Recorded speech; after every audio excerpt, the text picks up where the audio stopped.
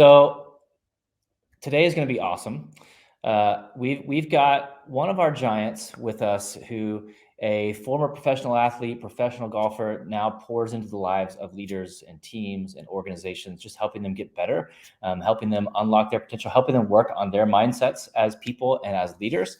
So that's why we're just unbelievably fired up to have you on the Monday Mindset, Mr. Thane Marcus Ringler. Welcome, my friend. How are we doing?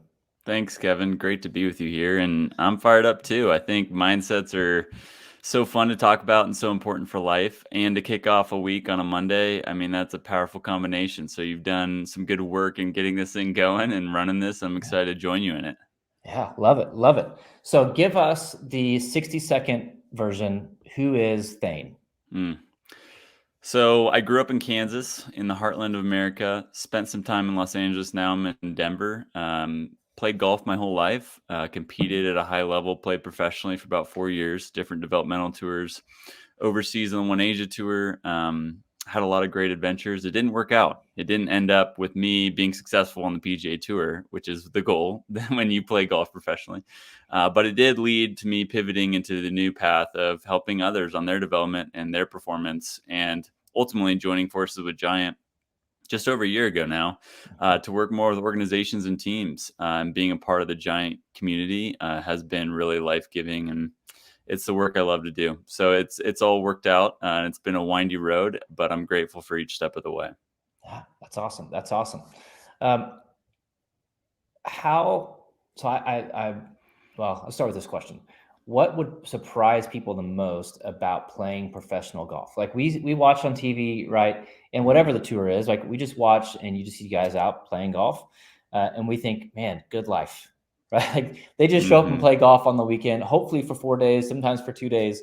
But what would surprise people the most about being a professional golfer? Yeah, it would surprise people the most that it is a grind. I think, Mhm. you think about golf, you think about enjoyment and fun and a pastime, and something that you do kind of as a hobby or to break up your week or to give you some peace of mind and enjoy the outdoors. When it's your job, it's a different thing, right? Everything changes when you do it for an occupation. And beyond that, it is a long work week. So it's usually for guys that are on the tour at the top level. They're traveling to the location on Monday. They're practicing Monday, Tuesday, Wednesday with the most important days of preparation, making sure your strategy's in place, making sure your game's tight. And then Thursday through Sunday, hopefully, like you said, you're competing if you make the cut. And then you fly Sunday night to the next spot and you do it again, rinse and Mm, repeat. And that is a grind. It's a mhm, huge sacrifice. I think the biggest thing that you miss is that how much these guys sacrifice to get there, and mhm. how much they sacrifice to stay there. Sure, there's a lot of benefits to the top tier, which is the 1% of the 1%. But for the 99% of the 1%, the other one percenters, it's a grind that doesn't have as many benefits, and it's a huge sacrifice for sure. Yeah, yeah, and it's easy to talk about sacrifice until you have to sacrifice something, and then Hmm. sacrifice is no longer a fun thing to talk about, and those guys, they definitely do, that's for sure. Um, I've often talked with friends about, and I think this is true of most sports, but I think maybe especially golf, that there are tons of people in the world. I don't put a number on it 'cause I don't know, like who could play professional golf, Hmm. like right from a skill level, like they are elite at the game of golf. But it's Monday mindset. I think what separates good golfers from consistently great golfers is the mental game. Is that a fair thing? Totally fair. You hit the nail on the head. I mean, it's 90 to 95% of success at the top level. I Mhm. think any skill development, it's kind of, we have a tool in Giant about right now, the simplicity triangle. This is a Mhm. concept that I love, and I wrote about in my first book too, because it's this idea that you develop skills first by starting with the fundamentals, the building blocks, the basics, right? And it's a lot of just repetition, pure Mhm. repetition, getting the body to know what this feels like with a club in the hand and how you're hitting a ball on the ground now, and not whiffing it, actually making good contact. And then you get into the sea of complexity that is all of the elements of golf, all the different aspects that go into hitting good shots consistently, performing well in different conditions, playing on different types Mhm. of courses, understanding the different clubs in your bag and elements of like hitting around a tree or figuring out how to recover from the bunker well, or all these other aspects. It's just so complex, all the shots you have to hit. But that far side simplicity, which is often called mastery, simplicity on the far side of complexity, it's taking that massive experience, all those different types of shots, and being able to execute and pull them off at the right time in the right way when it matters most. And when you have dollars, lots of dollars riding on, but not only Mm-hmm. dollars, you have future opportunity riding on it, which is, I think, the understated aspect, especially as you're working your way up the ranks in professional golf. More than the money is the opportunity, the open door. If I make this putt, then I can get my card to get to the next level. And that means way more even than the money does at that point, because that is your livelihood and your success as a whole. And so all of those elements add on to it. Really comes down to your mind, how you can control your thoughts, how you can control your emotions, and how you manage the moment, because there will be so many elements that impact and affect that moment, that you really have to have a strong mind, and you have to know how you're going to handle that pressure and respond to those situations when they pop up. Yeah. Yeah. My dad, so we would play, it's now called the John Deere Classic, right? It used to be the Quad Cities Mm-hmm. Classic back in the day. And my dad had some business partners up there. So we would always go play the Pro-Am and I would caddy for him.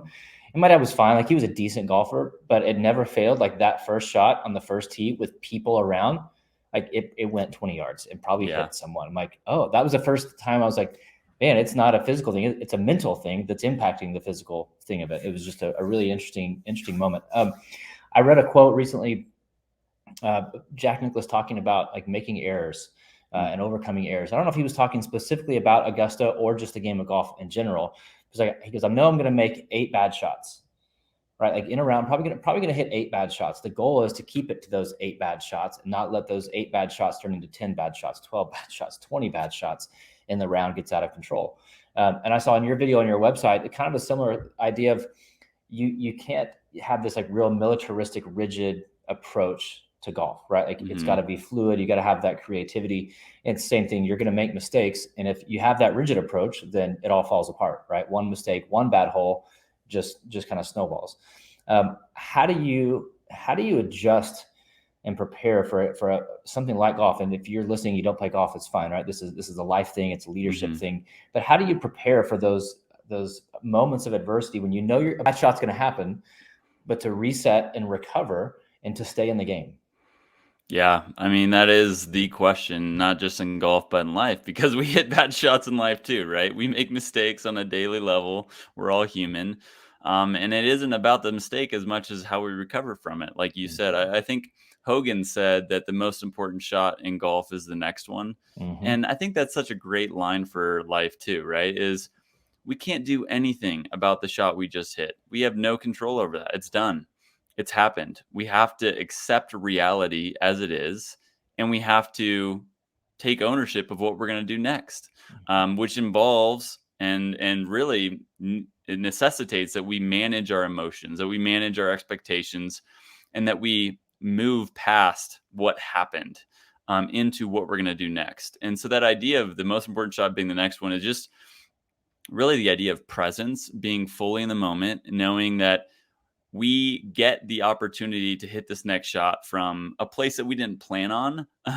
But now we get to be hopefully more creative, or we get to try something new, or we get to make an epic recovery shot. And Mm-hmm. part of the benefit or the skill set is doing that reframe of saying, okay, this was something that I didn't want, that I didn't like, that I'm frustrated about, or I'm upset about, or I'm embarrassed about, like in golf, right? One of the examples I have is, it was a tournament, a professional tournament in my home state of Kansas. My parents were there watching, and I was fighting to make the cut. It was on the back nine, the 10th hole, which is a par 5. I hit a perfect drive. I'm a longer player, so that means par 5s, I need to get eagle looks or birdies for sure to take advantage of it. And I had a 6-iron in my hand from the fairway. I end up cold shanking this out of bounds, cold shanking out of nowhere. And, as someone whose profession is this sport, when you do something like that, it is as embarrassing as it gets, right? Um, it's not only embarrassing, it's also super frustrating as I was fighting. And now I had a chance for eagle. Now I'm trying to save a par, maybe bogey. But the hardest part about that experience was I had to drop a ball in the same location, hit the same shot within a minute of shanking it out of bounds, right? So it just brings us to a head of saying, okay, how do I put what just happened out of my mind, even though we can't fully ignore it, right? It just happened. We have to come to terms. We have to accept reality. We can't pretend like that didn't just happen. It happened. Everyone saw it. And now I'm hitting another ball from the same spot. But we have to return to the confidence that we've developed through putting in the work, putting in the reps, which you talk about a lot. I know is we have to put in the reps. And when we put in the reps and we build that skill set, that can give us the confidence when we have nothing else to stand on. And in that moment, I didn't have anything else to stand on. I was embarrassed. I was frustrated. I was downtrodden. And I was able to still hit a decent shot because it's a mental discipline of returning to that confidence, saying, no, I can't hit the shot. I know how to do it. I'm going to focus on that and do the best I can with what I have now. That's where the rubber meets the road. That's the difficult situations, and the hardest lifting, the heaviest work is within our mind. Yeah. No, that's so good. And I love that, right? You return to what you've rehearsed. If you've rehearsed the right things, right? Then it goes back, you were able to return to that because those were the reps that you put in, right? You had done the work, and doing the work doesn't ever guarantee perfection, right? We're gonna hit bad shots on the course in life.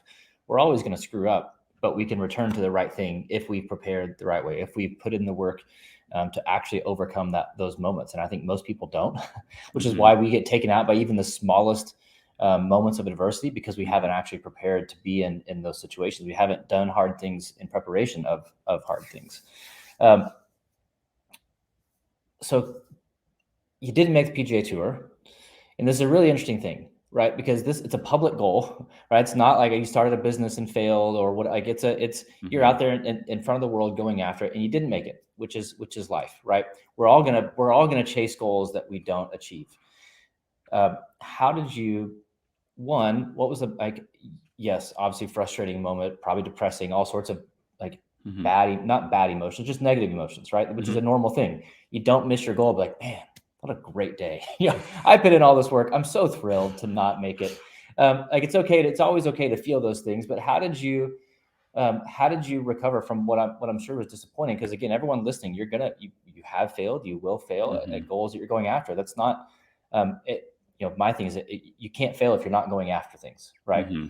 So you're on the path, you're on the road, you're going for it. So failure is never a place of shame. It's like, man, that's just part of the process. But how did you recover from that to then step into the next phase of life? Because a lot of people don't, right? Like they miss the tour, they don't get to the NBA, they don't get the promotion, they don't get whatever it is they were going for, and it just completely derails them. Whereas like, no, man, you're living, you're thriving, you're making an impact. What was that process like? Yeah, it's a great question. It's one that if you're human, you struggle with it. And if you're trying to do important things or things that matter, you will struggle with it, right? Because that life does not automatically attach itself to our plans, agendas, or goals or desires. And so we have to have intention to do that. For me, there's some things that were definitely helpful. One, the piece of identity. So we all struggle with identity. Identity isn't in what we do, it's who we are. But those get really confused. They get really muddled because we're so driven in our culture by titles, by occupations, by careers, and achievement. Americans' achievement culture. So because of that, we have to really work hard and swimming upstream to say, no, my identity isn't in what I do. It's not me, Thane the golfer, which literally my social media handle was Thane the golfer. So, I mean, this is like, this is as ingrained as it gets. So it's first starting with self and coaching self of being like, man, I am more than that. And for people that matter to me and that have important relationships to me, I will be more than that to them too. For those that was why I had relationship with them, it's probably good that I don't have relationship with them anymore, because that wasn't a real relationship. That wasn't based on me. That was based on what I am doing in my life. So that was a big part of it, is just coaching to myself, look, this is not my identity. And I have other interests and pursuits and passions that I care about. And there's other ways that are more impactful to live in life than to just pursue golf. I think for me, it helped being that golf felt a little selfish, Mhm. It's inherently all about my performance and my results. So I have to be selfish with how I live my life. And a lot of it, you have to be 90 to 95% optimal, which is selfish. As we know, 80-20 principle, right? You want to go around that 80%, like truly. And I think that's similar with how optimized we are with ourselves. And then beyond that, I think the idea of failure that you spoke about is really helpful. The idea that failure isn't final is so Mhm. important. I think the thing that I realized in the moment and I really felt and experienced was that there's this fear of dead ends, this fear that if I go down this road and it ends up as a dead end, it doesn't work out how I thought it would, then I would need to go all the way back to the start and begin again.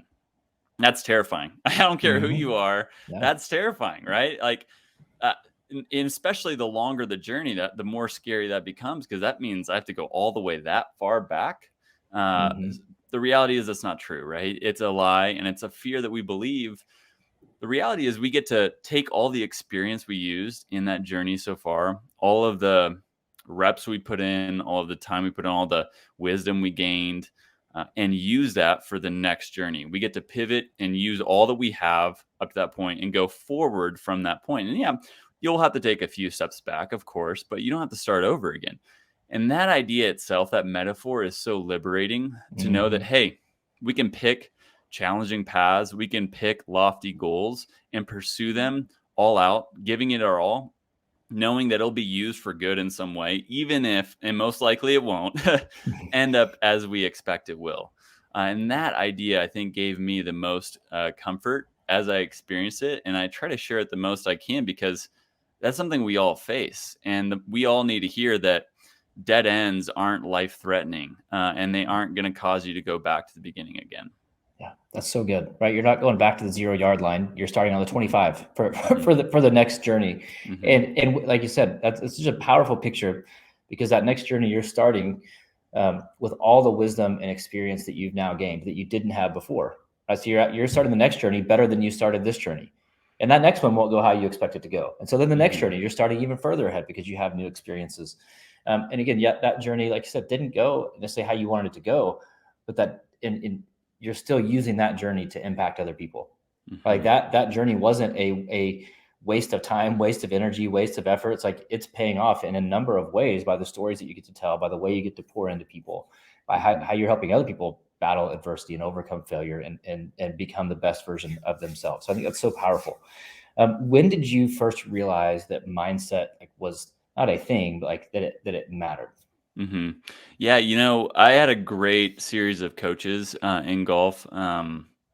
Starting with my high school coach, Charlie Pierce. Most high school coaches just kind of do the bare necessity to get by, and then kind of coast, especially for non-major sports like golf. Mm-hmm. He was not that way. He really wanted us to have an idea that there's more to golf than just getting out there and trying to hit a number, that there's some strategy that you need to take into the holes. And so he would print off sheets for us for tournaments. With every hole, he'd have 2 to 3 sentences. And what was great about this Mm-hmm. is he gave us just enough to start thinking, hey, there's an approach or a strategy here that you should think about and that you should take into consideration in how you play the hole, depending on what the hole is designed to be. Versus just showing up and hitting. And he gave us just enough to start that ball rolling. But Mm-hmm. really, it was in college with my college coach, Jason Semmelsberger, great guy, competed professionally as well, played in the US Open, stuff like that. So he had experience and he was able to give a lot of direction and guidance to the mental side. So Mm-hmm. college is really when the mental side of it started kicking in. And that was the main focus for those 4 years for most of us and for myself specifically. Um, and that's really where I started understanding that if I was going to perform well and at a high level and continue to improve, I had to start honing in on what I was doing internally in my mind, how I was showing up on the course. And I think that the practice that helped me the most was when I started journaling about those tournament rounds. So Mm-hmm. midway through college is when I really was getting frustrated that I kept repeating mistakes. I kept underperforming, and people that weren't as good as me from a talent standpoint were beating me consistently. And that really frustrates you. You know, you play with these guys, you're like, I should be beating this person and I'm losing. And that's when I started, okay, every tournament round, on the way back, I would journal, okay, you know, mistakes I made. And I realized that the mistakes started coming in 3 different categories. There's mistakes from lack of confidence, mistakes from poor preparation, or mistakes from bad decisions. And those 3 buckets encapsulated pretty much every mistake I made in the round. And I could really start shoring up which ones I need to improve on. Well, the easiest ones are the bad decisions, right? You make a bad decision, it's pretty easy. Okay, that was a wrong choice here. And next time I'll choose something different. The poor preparation is also really pretty easy to shore up, because then you should get that dialed in where those are almost non-existent, right? Yep. The mistakes from lack of confidence, that is where the work is put in on the mental side. And that became pretty clear that that was the weakest area, and that's what I needed to work on. Yeah. It's interesting. I was working with a golf coach last week, and that was the area, right? It's like, our team's really good. We just don't perform to our potential, and it's not because of our talent, right? It's confidence, it's mindset. And I mean, legitimately, almost every coach that I work with at the collegiate level, like, that's the challenge that they're facing. If you're at that level, I don't care if you're D1, D2, D3, like, you're a good athlete. Yeah. Like, people don't get, like, D3, they'll put some work on people. Like, they're not messing around. But it's the mental piece that just is what separates good athletes from great athletes, good leaders from great leaders. And it's a practice. So with that in mind, what are things that you do to help strengthen your mindset, to give you a mindset that can help you overcome adversity, to be confident when you need to be confident, to fight the battles that you need to fight?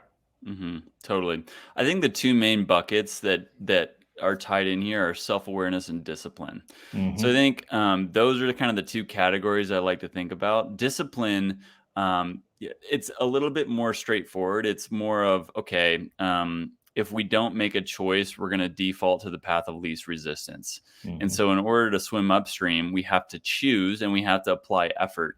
And that's discipline, right? It's having the intention to swim upstream and then start rowing to do it and put forth the effort, the sacrifice to do it. And those take a lot of different forms. You know, I think for me, some of the things that helped with my mental discipline the most were things like meditation, practicing headspace. I ended up, when I was playing professionally, I couldn't get myself, because I'm so productivity and achievement wired as the culture goes, I couldn't get myself to sacrifice 10 minutes of time to just space, you know, even though I knew it'd be good for me, it was hard for me to commit to it. So I made the commitment of every time I got to the golf course for practice or a round or whatever tournament, I would sit in my car. I couldn't leave until I did a headspace. So 10 minutes right there in the parking lot. And that was a way that I could execute on that. That paid dividends, and just clarity and presence and being able to have a disciplined train of thought and focus for my practice or competition. The other thing that paid a lot of dividends was cold showers. Cold showers is a great way to create mental toughness because it's something that you have to do daily, that no one wants to do. It's never comfortable, but it's only beneficial for your body and your mind. So there's no downside, there's only upside, and it always sucks. So cold showers became a huge part of that discipline of creating mental toughness daily, and working intentionally and applying that to that practice, where if you just take cold showers mindlessly, it's not necessarily going to benefit you. But if you had the intention of, this is helping me get mentally tougher in these moments, it really does pay off. So those are 2 big ones. It does always suck. It does always suck. Yeah. I've been thinking about getting a tub to do just cold, like, ice baths for a minute for whatever. Cause I don't know, Tracy, I don't know, we've talked about it before, but the cold shower piece, like, it does, like, it legitimately, like, physically in your body, like, it is building resilience and mental toughness, and how it releases stress. It helps you handle hard things. And I know that sounds weird if you're listening, but, like, look at the science behind it. It's a real thing. Start small, like, start with 15 seconds. Can you do a 15-second cold shower and then do 30 seconds, then work up to a minute? Like, I do those pretty consistently for the same reason, right? It's like, we're not going to develop a healthy mindset, a strong mindset, without doing the work to develop a healthy, strong mindset. It's not just going to happen. You don't just hope to be confident in the moment, right? You're on the course. It's a big shot. Like, you don't hope to be confident. You prepare to be confident. So I love those examples because they're simple. but they're also really, really powerful, right? It's like we think about mindset like, oh, that's really hard. That's weird. It's like, no, you just create space to do the things that make you better. And even the headspace, right? It's 10 minutes. And that's 10 minutes that you're not practicing. And in our culture, like, I don't want to sacrifice 10 minutes of productivity. Well, can you sacrifice 10 minutes of productivity to actually be more productive, to do better work, to be more creative, to be more confident, to be more calm, to be more of things that you actually need to perform at a high level? Because that ROI will always pay off. I saw a picture, I don't know, a week or two ago on the internet. It was a guy talking to his doctor, and the doctor's telling him, like, you need to exercise more, right? You need to put in the work on your health. And the guy's like, sorry, doc, like, I'm busy. Like, an hour a day is just not going to work for me. And the doctor said, well, then how's 24 hours a day of being dead going to work out for you? He's like, you don't want to put in an hour of work on your health. You're going to have 24 hours of being dead. But it's the same thing with mindset, not to say being dead, but like, you put in 10 minutes of work on your mindset, like, it will benefit you. You keep ignoring it, like, life's going to keep showing up, and you're either going to be ready for it or you're not. And if you don't put in 10 minutes of work a day on your mindset, all these little small pieces of adversity are going to feel like mountains that you can't overcome. If you do the work, those things hit, and you have perspective, you have resilience, you have awareness, you have discipline, you have the things that you need in order to move forward. So I love that. Tracy, do we have any questions coming in? Yeah, quick question is, you're a coach, right? A leadership coach. Who's your ideal client? Who do you love working with?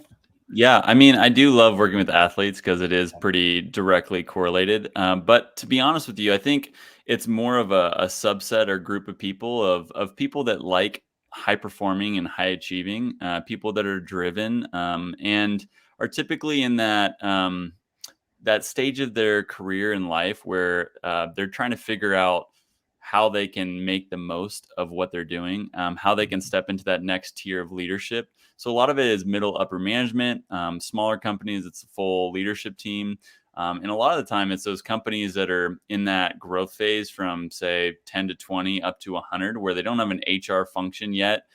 They're still trying to figure out how they take care of their people, and they don't really know where to start.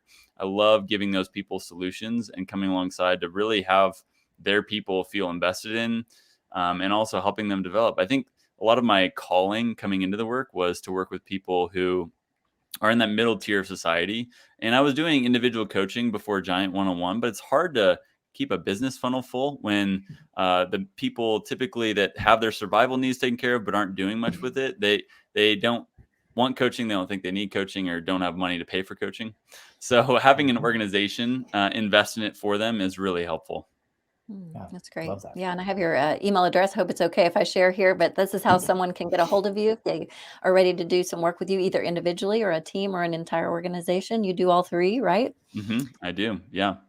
And then I wanted to put a shameless plug, because I actually I read your book that you wrote a couple maybe weeks ago, and it's really good. Kevin wrote a very short book as well. I like the short books that I can read in a day. And I sat down on a Saturday and just kind of digested this, and it's really good. But I wanted to read just a tiny portion here on page 29. So this is Catalyst, fourth part of the book on purpose. And you say, until we consciously choose to live on purpose, we will naturally be living for pleasure, survival, and whatever else life brings our way. This is a cycle that will perpetuate until there is a stimulus for change stronger than the resistance opposing that change. And I've seen this in you. I'm a big fan of Thane, and I see that you live this intentional life, and I love that. And so I guess my question is for the younger generation, because I feel like you have this niche with maybe millennials or Gen Zers. You're inspiring. I'd send a young person to you anytime. I'd send an older person to you anytime as well. But what's your advice for those that aren't quite living a intentional life at this point?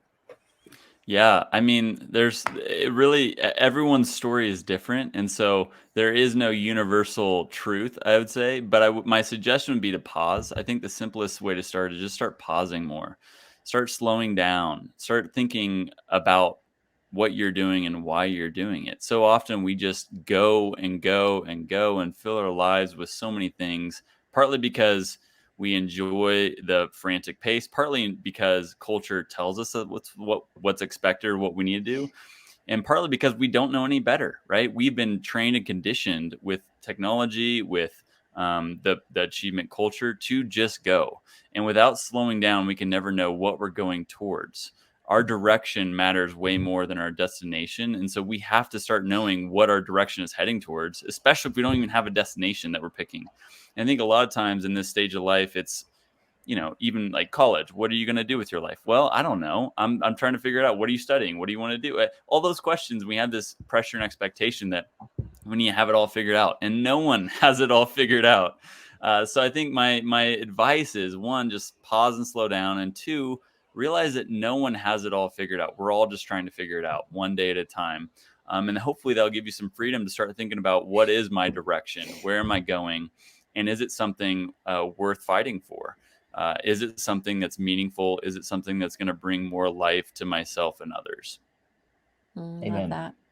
Yeah. So once again, this one is called Catalyst for Hope, Unlocking Energy, Optimism, and Your Full Potential. But then tell us about this one. I've not yet gotten to this one yet, but it's on my bookshelf, ready to go. That was my first book. And really, back to what Kevin and I were talking about a little bit before, I think one of the things that helped me so much in my transition from golf to beyond golf was writing that book. It was kind of a form of therapy for me.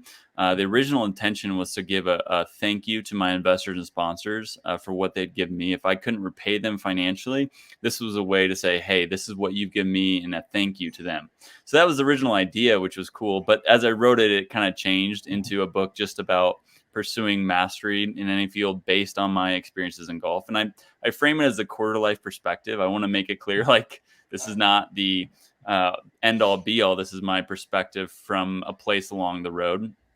And so it's really breaking down some of those mental models. And it's fun because the tool you guys just released, it's following that tool. It's saying, okay, what is the path to mastery? It's simplicity on the far side of complexity. And so it's simplicity, complexity, simplicity. And it breaks down some buckets and mental models for walking through that journey, again, from my quarter life perspective, sharing examples and illustrations from golf. So that was a really fun and hard and grueling process of, like, I think it was about 14 months. So it was a long process, but I learned a lot from it. It helped me process and really capture that season of life well. And it's something I'm still proud of. So I'm grateful of that as well. That's awesome. You're only 30 years old. You've got a lot of wisdom. I love it. Can't wait. I'll be watching you. I'll be watching. All right, Kevin, that's all the questions coming in. Love it. Man, Thane, thank you so much for hanging out. Thanks for everyone who joined. If you want to chat with Thane more, again, Tracy put his email up there. Please reach out to him, connect with him, get his books, have him work with your organization, have him talk to your organization. Make sure you reach out and just work with him. Right? It'll be good for everyone because he's a guy who's doing it right, who lives what he's talking about, which is always fun. So appreciate you.